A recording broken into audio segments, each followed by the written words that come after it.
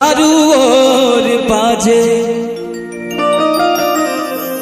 हर विश्वकर्मा जी के डंका।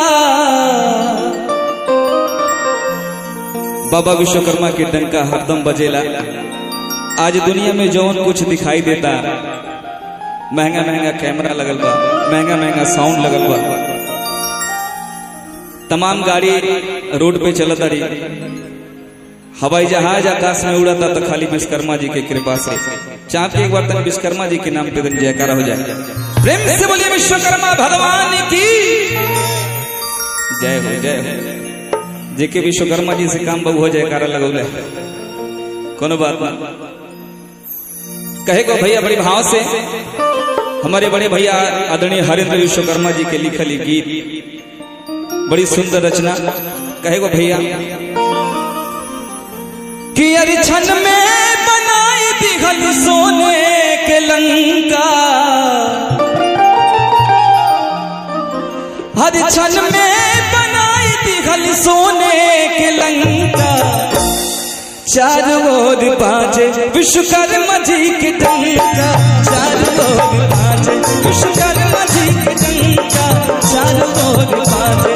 छन में बनाई दिखल सोने के लंका, छन में बनाई दिखल सोने के लंका। चारों ओर बाजे अरे चारों ओर बाजे विश्वकर्मा जी के डंका, चारों ओर बाजे विश्वकर्मा जी के डंका, चारों ओर बाजे।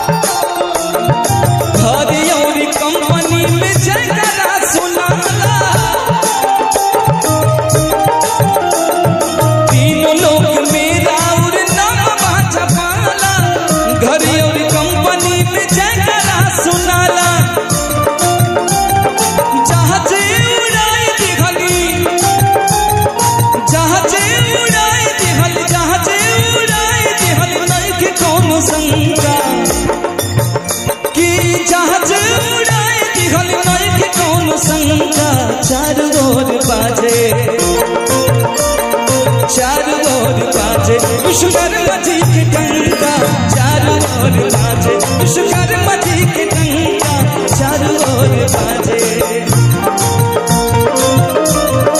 क्या बात, जय हो।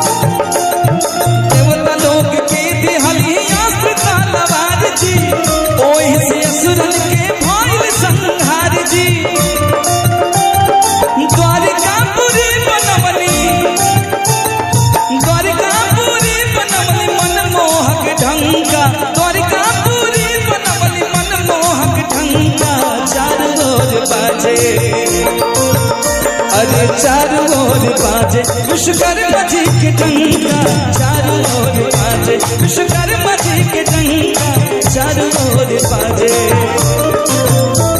क्या बात,